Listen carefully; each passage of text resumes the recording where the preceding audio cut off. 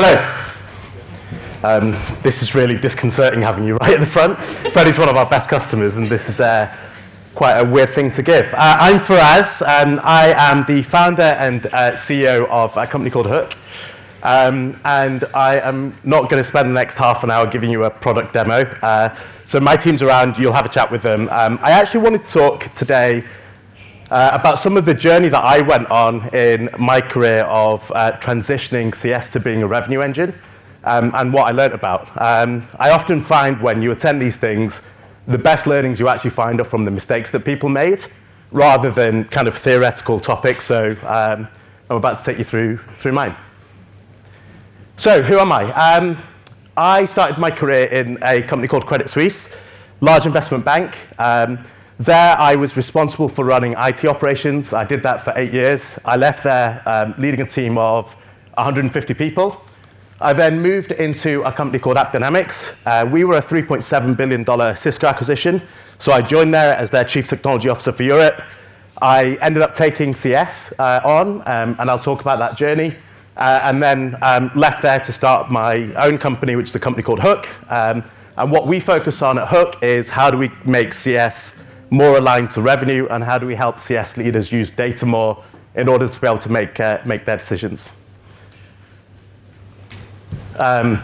You'll hear a lot, I guess, today, in the coming months. You've probably heard a lot already in the last few months about the doom and gloom that's out there in the industry. The first thing that I'll say is, it's not as bad as you think it is, for one main reason, which is recessions are cyclical. So this is supposed to happen. It's targeted us in tech more than it has in other industries. But actually, if you look at the past, this same thing has happened in 2000. It happened in 2008. It also then happened in 2022 as we're going through yet the great unnamed recession. I experienced all of these three. The first, I was 12 years old and I launched my first website. So classic tech entrepreneur. The second, I started my career in banking. So right in the middle of the financial crisis, I joined IT Ops at Credit Suisse. And the third, I decided to start my own tech company. What I will talk about to start with is the experience that I went through in banking. And I think that may sound slightly strange because you're here at a CS conference, and the question might be, what does banking have to do with CS? I think the reason that it's relevant is I had a role in Credit Suisse of managing IT operations, which was 3 layers detached from the people who made the money. So there was the traders, there was the people who built software for the traders, and then there was my job that was to support the people who built the software for the traders. And when I started this role, I was going through a whole bunch of problems within the bank. So the bank was struggling financially after the financial crisis. We couldn't raise capital. We actually didn't have to get bailed out by the National Bank, but we did by the Qataris. We had a bloated organization that wasn't fit to serve our customers. In my time there, I actually shrunk down our IT ops teams by about 70%, and we still had the same output as before. So it's a pretty dramatic change. Our business model was broken because it was built on the idea that we could make unlimited money, and it didn't really matter whether or not we made a profit from our core businesses, because investment banking was there to bail us out. And that suddenly disappeared in 2008 through regulation. And finally, the biggest problem I had was the tech teams were misaligned to the business goals. So we had a lot of people in IT who said, we've got nothing to do with the business. Actually, our job is servicing this piece of the jigsaw, which is technology, and not really driving the revenue. And I think a lot of what you see today resonates a lot with what's happening in tech, where the business models have gone bust, profitability is now important, and I think as CS leaders, you've got a mix of people that feel like they're part of the revenue organization and people that don't. This was, when I became a manager, the first thing that I heard from a trader. So I was on an incident call, and he came over to me and said, do you know that I pay your wages? So if you can just get a move on that incident call, that'd be great. So it was a bit of a shock, but it made me really realize that we had this situation where we had an opportunity for us to go and become part of the business driver of what the bank was doing. And either we could seize that, or we continue to be what the traders saw was their T-boys or whatever kind of negative connotation that they had of us. And so the change that I went on was this. The first thing was I embraced the change that was going on within the company. So he said, the company's changing so that profitability is important. We've got to accept that, and we've got to find a way to decrease our cost. We've also got to understand what the business is doing, and we've got to align everything that we're doing against that. What we can't do is to say, we're just IT, we're not a profit function, so it doesn't matter to us. The second is we built the whole function again from scratch, and there's a lot of changes that we made that I'll talk you through. And the third was that it was really important for us that we executed well and that we hit our numbers, because if we didn't do that, then we didn't have the credibility to be able to do anything else that we wanted to do. What we did was we focused on aligning all of our support to the revenue that the bank got. So we decided to put desks on the trade floor next to the traders. We moved all of the support that we did for the middle and back office onto the phone. We really sat down and said, where the money comes in is where we're going to focus our support time. Prior to that, everybody had to raise a ticket. We owned the business function of technology, so if there was a problem, it was ours to go and fix. It wasn't the case that we said the business needs to fix theirs and technology needs to fix ours. We drove a lot of automation. So as I mentioned, the first team that I had, we took from 24 down to 10 in a year, and the outcome was actually better than it was when we started. And the final thing that we did was we spent a lot of time hiring smart and hungry people versus the people that have been around in the bank for kind of 30 years and were looking for kind of the slow, steady job. The result of that was this. In 2015, the Swiss National Bank dropped the peg against the euro. That caused a crash in the Swiss economy where the foreign exchange price dropped by 15% within a millisecond, which knocked a load of banks and took them out of business. It took a load of hedge funds out of business as well. Credit Suisse did really well because we were prepared for it from a technology team-wise. But the most important thing for me was when that happened, we ran the incident across the entire bank. So the bank's leaders were calling the IT team to ask us what was going on, not up at the trade floor. The same thing happened in the Brexit referendum. We stayed awake overnight to manage the systems when that was happening. The same thing happened when the Trump election was happening as well. When I eventually left, it's where I kind of looked back and said, I'd started this career when I was being told, I pay your wages. I ended it, and when I resigned, I was actually asked to go and meet with the CEO to see if they could counteroffer. I moved into this company called AppDynamics. Cisco acquisition, it was $170 million in revenue. And I joined there as their Chief Technology Officer for Europe. The problem that I was looking to solve was how do we make sure that tech functions have coverage in Europe outside of the sales process? What actually happened was I came in and everyone said, you work for a bank, we sell to banks, can you go and fix all of these broken accounts? And so I started to look at what was our challenge with customer success in the accounts where we were trying to expand revenue, and we couldn't expand revenue. And I think the benefit that I had was that I came in as a complete outsider into customer success. So I had no kind of preamble or pre-thoughts about what I should be doing going in. These are the things that we had, and I think these may resonate with some of the challenges you're going through as well. The first is that everything we were doing in CS was reactive. So we were waiting for customers to tell us what they wanted. We were waiting for them to message us. A lot of what we were doing was support.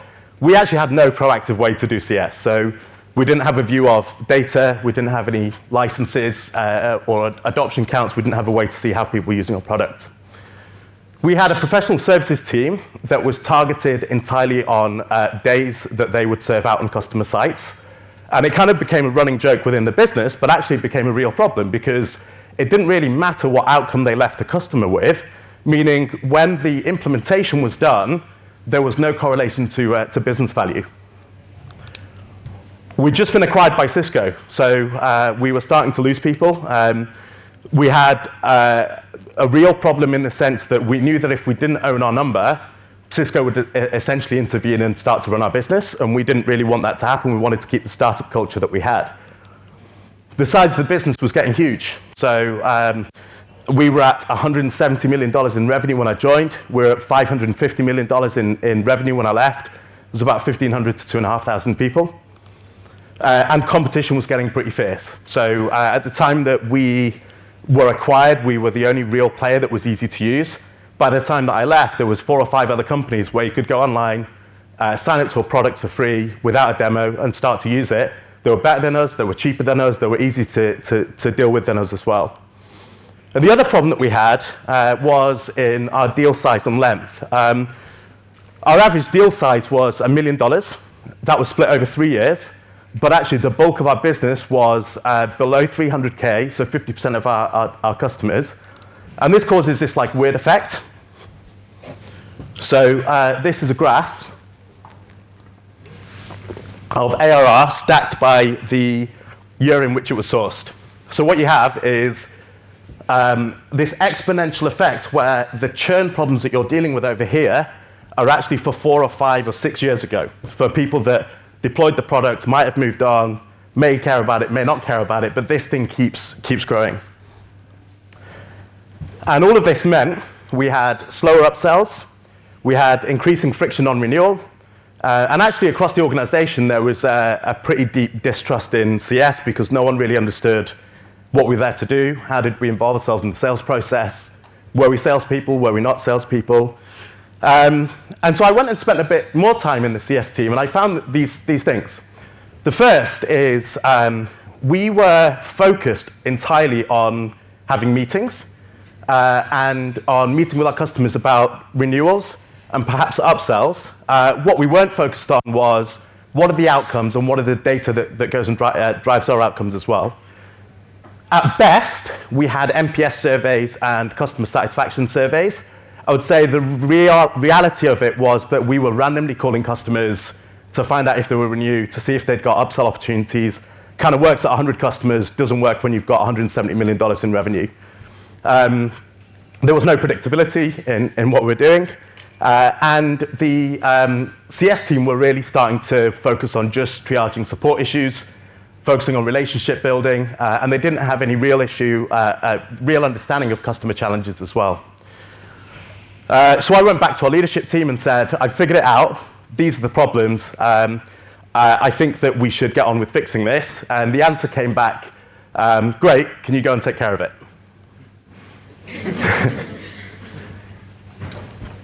And so we started again.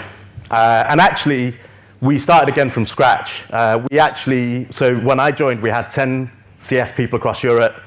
About 3 months later, I was the only CS person managing all of our European accounts. We completely rehired the whole team from scratch. We started all of the processes from scratch as well. And this is the journey that we went on. The first problem that we had was we spent a lot of time hiring people that had got lots of experience in customer success, and they didn't actually have any real understanding of our product or the problem that we were solving for our customers. And so I begun to notice that we'd had people that had done customer success in 2 or 3 different industries, and we had like a pretty technical product that was used by quite technical people. And when I went out to interview, there was a lot of people that were available in that kind of, I've done customer success in different places, but it was hard to see how they would fit into the space that we had, and we were also seeing challenges from there as well. So the first thing we did was we just said, we don't care if someone's got customer success experience or not. So we are actually going to deprioritize that completely. And what we're going to focus on is people that can use our product. So we want to hire people that have actually got domain experience in the problem that our customers are trying to solve. And the most important reason for doing that was as a technical product, if we put people in front of our customer that didn't understand our product, they just became a triage mechanism, which meant that they became reactive, which meant that they were only doing support. Whereas if we put people in front of our customers that understood IT operations, they actually went and sat down and said, you're using this completely wrong. Here's what you need to do because I've done this before. The problem with doing that is you end up with different types of personas that you're bringing in. And one of the biggest risks that you've got is if you're selling into big companies, people who work in big companies, as you know, tend to be slightly more reactive and slightly less proactive. And so what we were looking for was where is the outbound personalities that we can find that are actually going to go and deal with the tough clients and not kind of sit back when that happens. So the next thing we did was we said, we're going to copy what the revenue function does to drive value. So in the revenue function, You have a salesperson, then you have a sales engineer who goes and delivers the product and says, I'm going to have a POV. And my view was, there's no reason that can't carry on after sale. And so we just went out and hired sales engineers that had IT operations experience, which worked really well. The only problem, by the way, with that is it doesn't scale, but I'll talk about that in a second. And the final thing was we focused on hiring people that wanted to make an impact. And what I mean by that is instead of hiring people that wanted to work for a tech company, we hired people that cared about changing the customer, and it actually makes it really easy to hire. Because the sales pitch is this. This role will actually allow you to go and change some of the biggest companies in the world and what they do. And there's no other way that you can do that across multiple companies at scale without working for a technology company that's about to do that.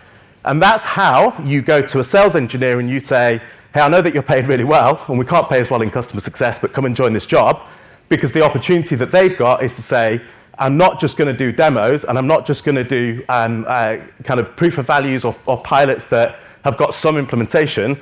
I'm going to go and make sure that when I go and sell to Barclays, or when I go and sell to AstraZeneca, or when I go and sell to another company, they actually get value out of this product. And the last bit is the sell to the CSMs when I hired to them was we're actually going to own the biggest piece of revenue for the company. So the sales figure is fine, but it's like 10 to 15% of the company's revenue. What we care about is how do we go and own the 60, the 70, the 80% of our revenue, and this is where that is.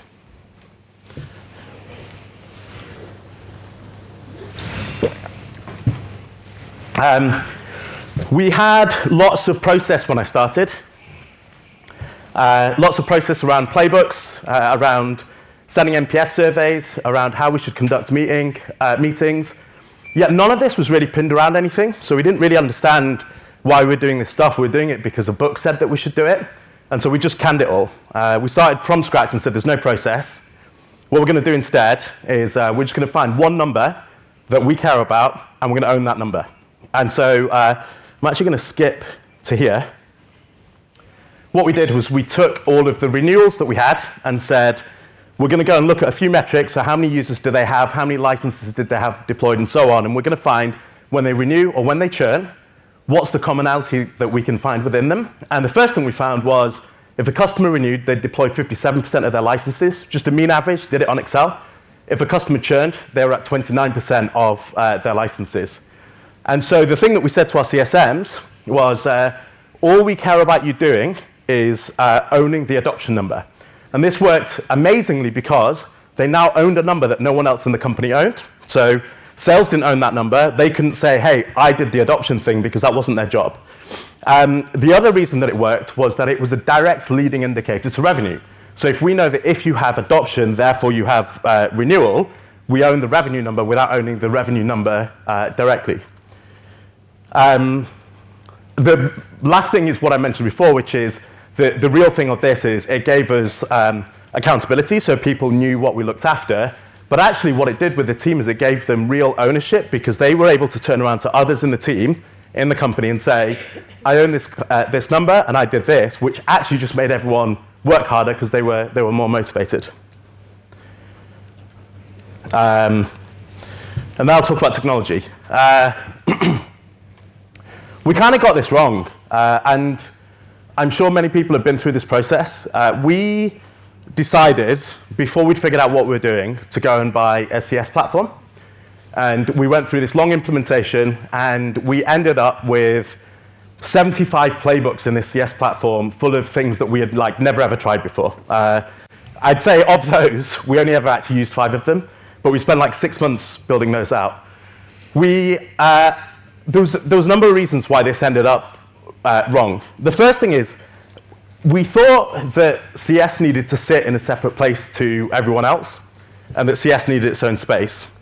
And that was flawed, because everyone else works out of Salesforce and HubSpot, and yet CS, who wants to own a revenue function, has suddenly decided that it can't sit out of HubSpot and Salesforce. And actually what we did was we ended up segregating ourselves from the rest of the organization.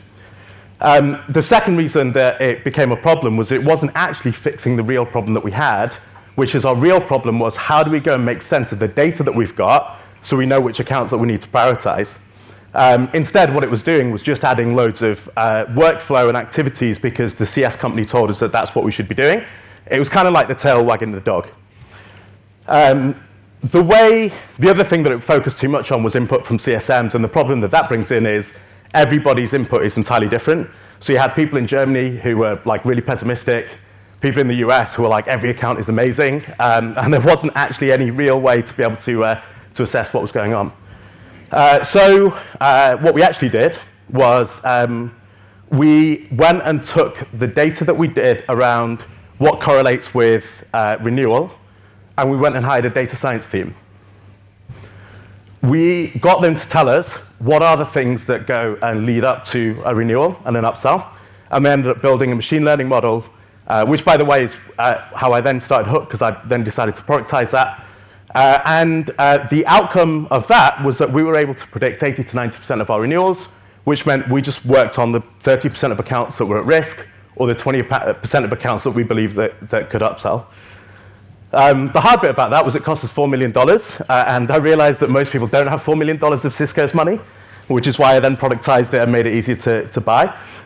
What we then did was we said to the CS team, go and use that data and move the needle on that data, and when you find out what works to move the needle, we'll build a playbook out of it. So in our list of 75 playbooks, we had weird things like, here's a business intelligence workshop that had no real outcome. In the new set of playbooks, we had things like, here's a competition that you run within accounts, because we'd gone and found out that if you go into an account that spent more than $2 million, and you wave a set of AirPods and say, the person who builds the best dashboard wins a set of AirPods, you got 70 people using the products within a week. So that now became a playbook, because we knew that that's what drove adoption.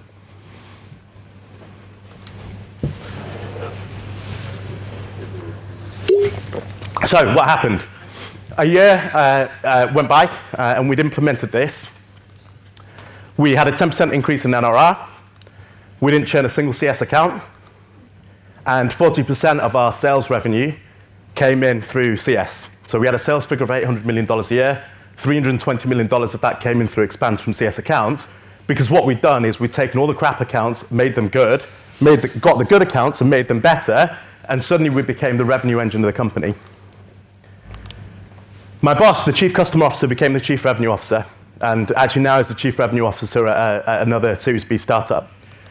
We closed down the renewals team because we didn't need it. If we could predict renewals, and we knew which renewals were going to happen, which renewals weren't going to happen, you didn't need a renewals team to go and call the customer 3 to 6 months before. What you actually just needed to do was handle the paperwork, and we handled the paperwork through the sales or CS, depending upon the risk. And CS became integral to the revenue function. There was just no belief that the revenue function could exist without CS. Like, this was the core bit of what looked after and grew our revenue. So what do we get right? The first is we owned a number that no one else was responsible for. It's really funny seeing this yellow reflect off everyone, by the way. Sorry for the brightness of it. We owned a number that no one else had responsibility for. So we actually delivered against that number. And I would say if there's one thing that you're going to change when you go out of here, just do that. That's it. Find a number, correlate it with revenue, get people to own that number. The second is because we were able to find out which accounts were at risk, rather than have everybody call every customer once a quarter, we just stuck CS in the biggest problem accounts. The other accounts were fine. They're going to renew anyway. They might get slightly less service than they were getting before, but that was a different problem that we needed to solve at a different time. The third is we didn't shy away from revenue discussions. And this is a kind of a weird one, because when I started at AppDynamics, I was kind of the mindset that I think many of us have been, which is we don't look after revenue, we look after something else. And actually what we decided to shift to was we should be involved in deals, we should be able to sit down and forecast, we should be able to highlight where the risk is, we should make strategic decisions about how the company owns revenue. And the most important thing was we stopped looking at trailing indicators. NPS and CSAT sucks because it's trailing, people answer it in different ways. Most people don't answer. We had a customer recently that said there was a high correlation between it. 0.3% of their users had actually answered the NPS. So there isn't any correlation. And the final thing that we did is we ran a team culture that focused a lot on accountability for individuals, but how do we act as a team? One of the most effective things that I did was once a quarter we ran an internal QBR with our CS team. We got everyone to stand up, present their top 3 to 5 accounts, and just talk about what they did in those accounts. And it was great because everybody was focused on how did they not let the team down by not presenting something, but also you got a lot of ideas that were generated that everybody then carried across the rest of the team. And by the way, we just nicked it from sales. That's what sales did once a quarter, so we did the same thing in CS. So, takeaways. First, be the change maker in your business. I think in situations like now where the world is changing a lot, the best thing about it is there's loads of opportunity, and the opportunity only comes if you seize it. The way that I ran my career at Credit Suisse and then again at AppDynamics was, if I don't make this change, someone's going to make me do it with a gun to my head, and that's not what I want to do. I'd rather take the credit, because if I can do that, I have more autonomy on how I do it. I can build the team that I want to do. The team gets to have more autonomy in what they want to do as well. The second is just don't underestimate the people that understand your customers' problems. You're not a tech company. You're a company that solves your customers' business problems. You just do that through the vehicle that is tech. And so I would really just think about that. The third is make sure you get your leading indicators. Find out what really does drive renewals and upsells and focus on those. Make sure that you don't build playbooks before you know what works as well. I see this so much where, in fact, I've yet to find a company where there's a set of playbooks that people actually use. Most of the time, they go into some Google Drive somewhere, they get updated once a year, and it's really important that you just focus on what works. I think the thing that we got really right was we got the team's buy-in on why should we do CS, because it's really hard. It's much easier to sell something that takes 3 months to get loads of commission and buy a new car. But it's really tough to do CS because you're dealing with the biggest problems. You're actually having to make real change in the companies, which if it was easy, they wouldn't be buying your product to go and do. And it's really important that the team understands what's in it for them. And the thing that I sold to my team was, if you get this right, the experience that you've got opens up your career to anything that you can do. Because if you can change how a bank operates, or a pharma company operates, or a retailer operates, guess what? You can do anything. That's very different from just doing a tech sales job. The final thing is, if you see a problem, don't point it out unless you want to volunteer to do it. So most important learning, not doing that again. So I'm going to close with this. There's lots of stuff happening right now, and the opportunity for us is amazing because big shifts are happening. Net revenue's become the most important metric in SaaS. People are slowing down on the sales side. They're focusing up on expands. When I started Hook, I thought that when a recession would happen, people would be focused more on preventing churn. Interestingly, they're not. All of our customers and prospects are saying, I want to be able to find expands faster in my existing accounts because that hedges me against a sales slowdown. The second is customer loyalty is driven by business value and not relationships. And so fundamentally, we are the ones that are empowered to go and do that because we're the ones that go and get people into products. Third is customer success is the new growth engine for SaaS companies. And our belief is product usage and engagement are the strongest drivers to be able to go and get that, because if you've got a product, then there's no way people can get value out of it without using it. $500 billion is going to be spent on SaaS by 2025, and we own the biggest piece of that revenue. So my message when you walk out of here is, this is our moment. Go and own it.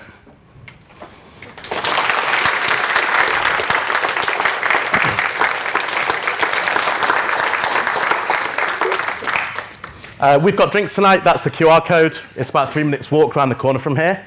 I think we've got pina colada R's, ARR. I look forward to seeing you there. Thank you.